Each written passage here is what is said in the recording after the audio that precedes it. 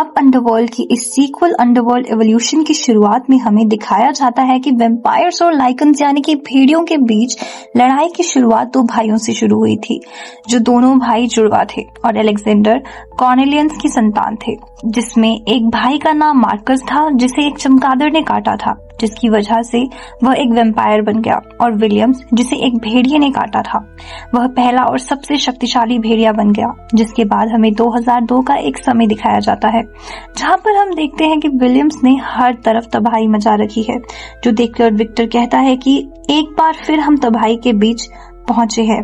वह मार्कस से कहता है कि अब तुम्हारे भाई को किसी तरह से रोकना ही होगा, नहीं तो वह सभी इंसानों को काटकर भेड़ियों में बदल देगा। फिर तभी जिन लोगों को विलियम्स ने काटा था वह भेड़ियों में बदलने लगते हैं। यह देखकर विक्टर के सैनिक उन सबको मारने लगते हैं। लड़ाई के दौरान विक्टर मार्कस को वहां से जाने के लिए कहता है, क्योंकि अगर मार्कस को कुछ हो जाता तो सभी वैम्पायर्स मारे जाते। अब मार्कस के वहां से जाने के बाद विक्टर को विलियम्स की लोकेशन के बारे में पता चल जाता है, जिसके बाद विक्टर के लोग उस पर हमला करके उसे पकड़ लेते हैं।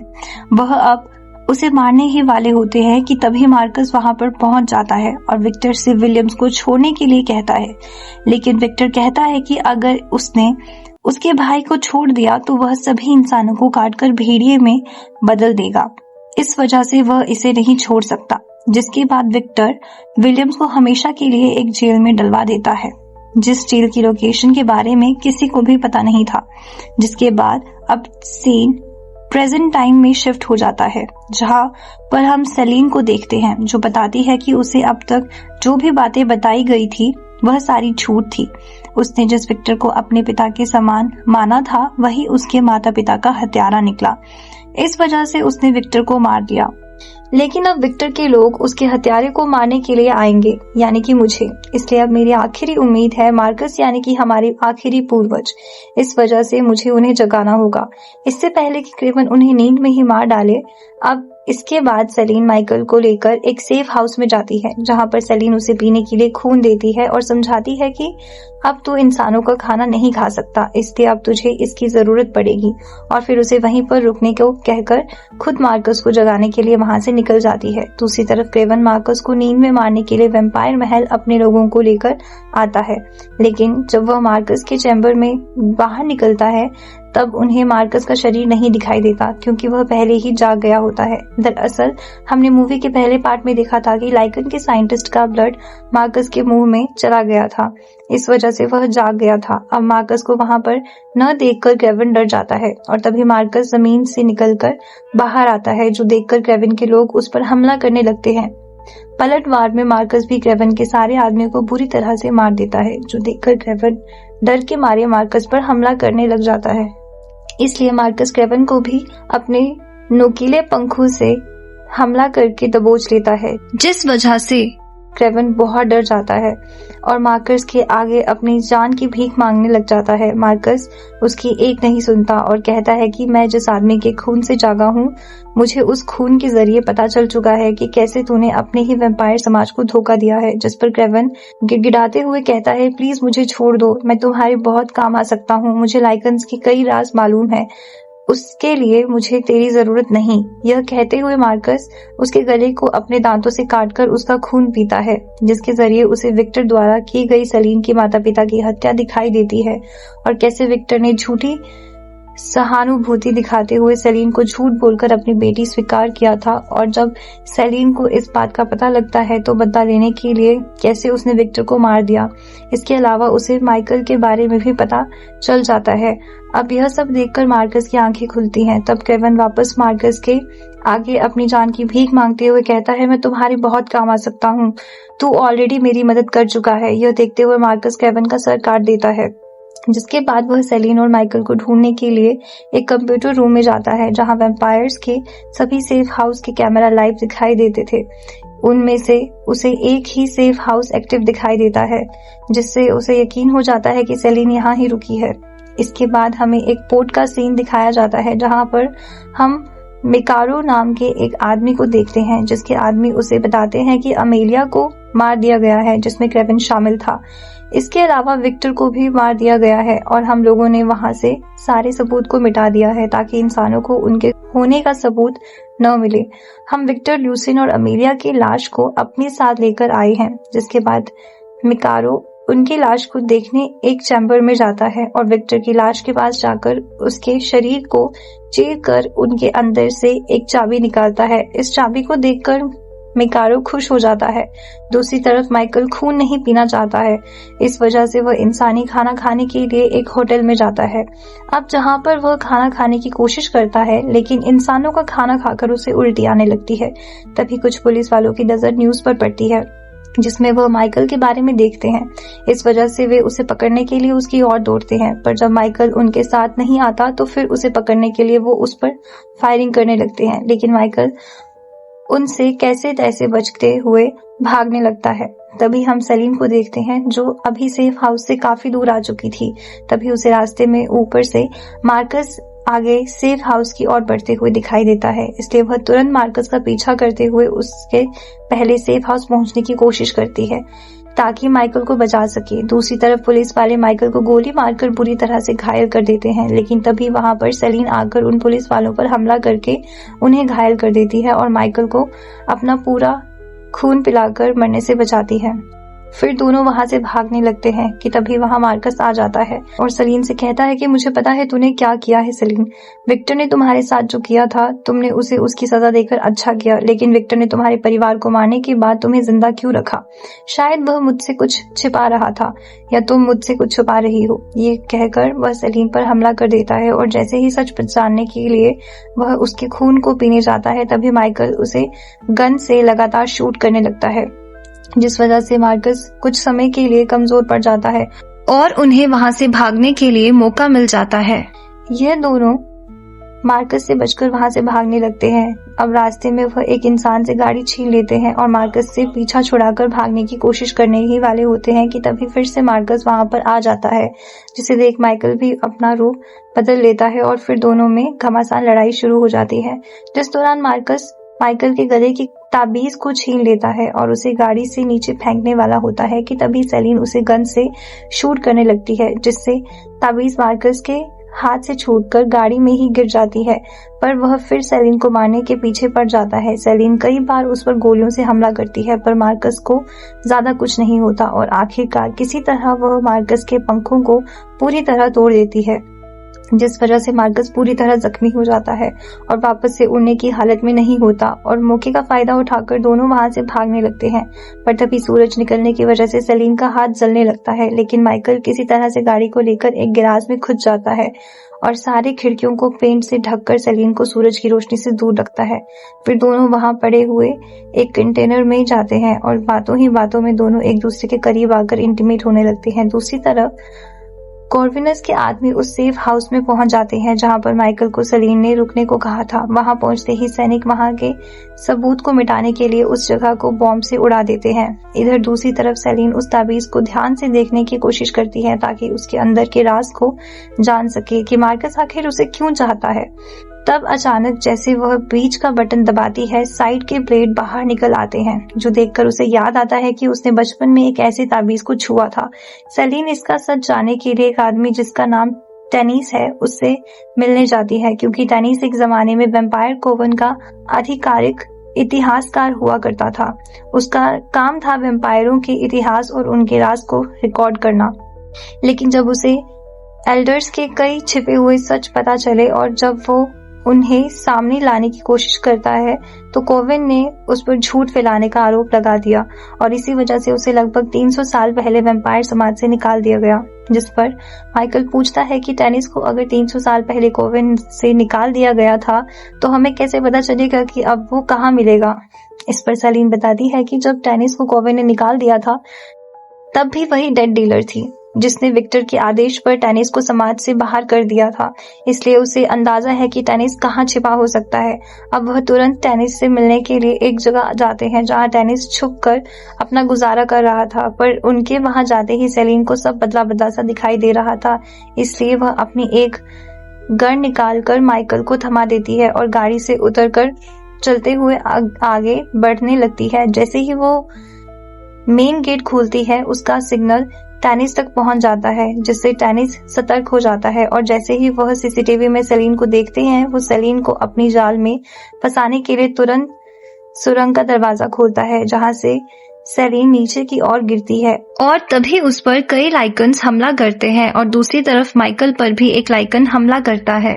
सेलिन किसी तरह सभी लाइकन्स को मारकर आगे बढ़ती है और माइकल भी तुरंत अपना रूप बदल के उस लाइकन को निपटाकर सेलिन की मदद के लिए तुरंत नीचे की ओर दौड़ता हुआ जाता है और दोनों ही जाकर टेनिस को दबोच लेते हैं और उसे सच बताने पर मजबूर करते हैं। जब माइकल टेनिस से सवाल करता है कि आखिर एक वैम्पायर के घर लाइकन्स उसकी सुरक्षा क्यों कर रहे थे, तब सच सामने आता है कि टेनिस लूसियन के लिए काम किया करता था और वही था जो वैम्पायर्स को मारने के लिए यूवी बुलेट बनाता था और इसी वजह से लूसियन ने उसकी रक्षा के लिए उन भेड़ियों को लगाया।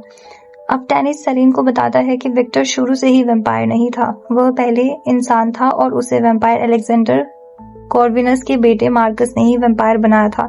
दरअसल अलेक्जेंडर कॉर्विनस की 3 संतानें थी, जिसमें एक है मार्कस जो एक चमगादड़ के काटने से वैम्पायर बन गया, दूसरा विलियम जो एक भेड़िए के काटने से भेड़िया बन गया और तीसरा संतान एक इंसान थी और माइकल इसी इंसान का वंशज है। विलियम्स के बेकाबू हो जाने के बाद मार्कस विक्टर के पास गया, जो कि अपनी अंतिम सांसें गिन रहा था, इसलिए मार्कस ने उसके साथ एक सौदा किया। सौदा यह था कि वह उसे अमर बना देगा, बदले में उसे उसकी सेना के साथ विलियम को काबू करने में उसकी मदद करनी होगी। विक्टर की मजबूरी पर मार्कस ने विक्टर को वैम्पायर बनाकर उसे नया जीवन दिया और फिर उसकी सेना को भी वैम्पायर बनाकर ताकि विलियम को काबू किया जा सके, जिसके बाद उन्होंने मिलकर विलियम को काबू में कर लिया और फिर उसे एक ऐसी जेल में डाल दिया जिसके लोकेशन के बारे में किसी को पता नहीं था।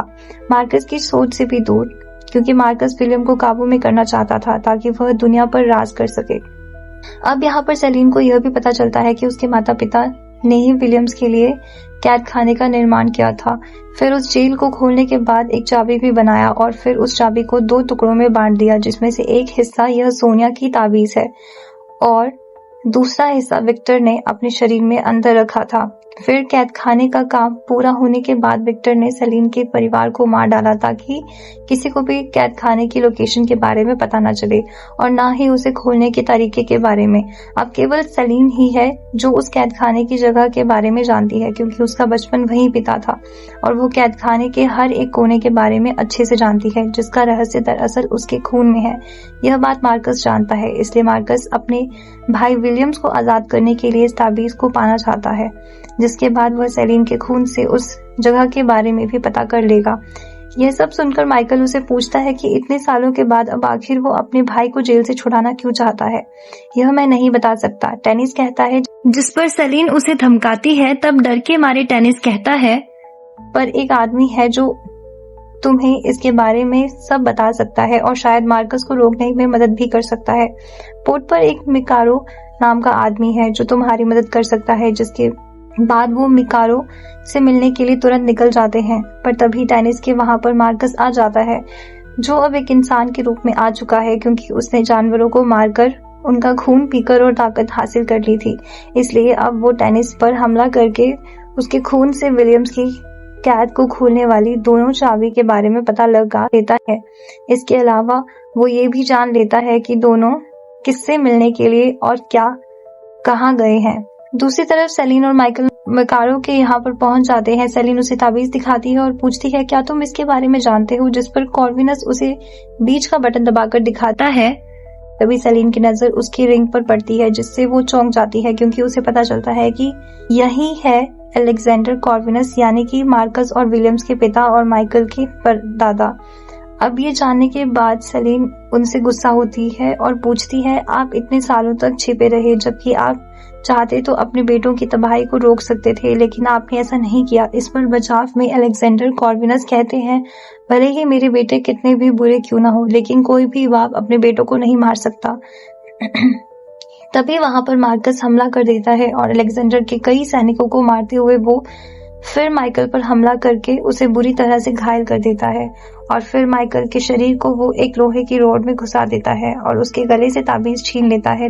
तभी सेलिन माइकल को बचाने के लिए वहां पर पहुंच जाती है और मार्कस को शूट करने लगती है, लेकिन मार्कस सेलिन पर भी हमला करके उसे भी घायल करके उसके खून से विलियम की जेल को लोकेशन के बारे में जानने लगता है। तभी सेलिन उस पर फिर से हमला करके मार्कस को अपना खून पीने से रोकती है, जिसके बाद मार्कस वहां से चला जाता है क्योंकि उसे लोकेशन का पता चल चुका था और उसे यह भी पता लगा था कि उसे एक और चाबी की जरूरत है विलियम्स को आजाद करने के लिए, जो कि उसके पिता के पास है, इसलिए वह सीधा अपने पिता के पास जाता है। दूसरी तरफ सेलिन माइकल के पास आती है और उसे अपना खून देकर ठीक करने की कोशिश करती है, लेकिन उसका शरीर कुछ रिस्पॉन्स नहीं करता। ऐसा लग रहा था वो हमेशा के लिए मर चुका है। वहां मार्कस अपने पिता को मारकर दूसरी चाबी भी ले लेता है, जिसके बाद वो विलियम्स को कैद से आजाद करने के लिए वहां से निकल जाता है। तभी अलेक्जेंडर के आदमी वहां पहुंचते हैं और देखते हैं कि अलेक्जेंडर अपनी आखिरी सांसें ले रहा है। यह देखकर अलेक्जेंडर के मिलिट्री कमांडर सैम्यूल अलेक्जेंडर को बचाने की कोशिश करता है, लेकिन अलेक्जेंडर ऐसा करने से इनकार करता है और अपने आदमियों को भेजकर सेलिन को तुरंत अपने पास बुलाता है और कहता है, मैं तो कुछ नहीं कर सका, लेकिन अब तुम ही हो जो मार्कस और विलियम्स से इंसानों को बचा सकती हो। जिसके बाद वो उसे अपना खून पीने को कहता है ताकि उसकी ताकत सेलिन को मिल जाए। जब सेलिन उसके खून को पी लेती है, उसके बाद वो अलेक्जेंडर के आदमियों को लेकर विलियम्स की प्रिजन की ओर निकल जाती है और माइकल की लाश को भी अपने साथ लेती है क्योंकि वह उसे पीछे छोड़ना नहीं चाहती थी। दूसरी तरफ मार्कस दोनों चाबी की मदद से विलियम्स को उसकी कैद से आजाद करने में कामयाब हो जाता है और अब वह विलियम्स को भी कंट्रोल कर पाता है क्योंकि मार्कस पिछले कई सालों से अब कई गुना ज्यादा ताकतवर हो चुका था। तभी सेलिन भी वहां पहुंच जाती है और देखती है कि उन्होंने आने में देरी कर दी थी क्योंकि मार्कस ने विलियम्स को आजाद कर दिया था, इसलिए वह वहां से चाबी निकालकर अपने पास रख लेती है और तुरंत आगे बढ़ते हुए दोनों को ढूंढने लग जाती है। तभी उसे विलियम्स की आवाज सुनाई देती है जिसने कुछ सैनिकों पर हमला करके उन्हें मार दिया था। तभी सेलिन और बाकी सैनिक भी वहां पहुंचकर गोलियों से विलियम्स पर हमला करने लगते हैं। जैसे ही सेलिन आगे बढ़ती है, मार्कस पीछे से सेलिन पर हमला करता है, पर सेलिन भी उस पर पलटवार करते हुए हमला करती है और उसे अपनी शॉटगन से गोलियों मारकर पीछे की ओर ले जाती है और जिससे ही मार्कस वह गुफा के दरवाजे के पीछे की ओर पहुंच जाता है, सेलिन तुरंत चाबी से गुफा के दरवाजे को बंद कर देती है, जिससे मार्कस अंदर फंस जाता है। लेकिन गुफा का दरवाजा पूरी तरह से बंद नहीं हुआ था। अब सेलिन विलियम्स और मार्कस को अलग करने में कामयाब हो जाती है, जिससे वो इन्हें एक एक करके मार सकती थी। इसलिए वो तुरंत विलियम्स को मारने के लिए जाती है और यहाँ पर हम देखते हैं कि विलियम्स ने काफी सोल्जर्स को काट दिया था। उनमें से जो जिंदा बचे थे वह सेलिन के साथ विलियम्स को मारने में जुट जाते हैं। तभी विलियम सामने आता है और बचे हुए सैनिकों को भी मार देता है। इसलिए उसको मारने के लिए सेलिन गोलियां चलाती है, पर उस पर गोलियों का असर नहीं होता। इसलिए सेलिन विलियम्स को मारने के लिए उसके ऊपर बॉम्ब फेंकती है, जो दुर्भाग्य से विलियम्स को न लगकर गुफा की छत पर लग जाता है, जिससे गुफा की छत में बड़ा सा होल हो जाता है।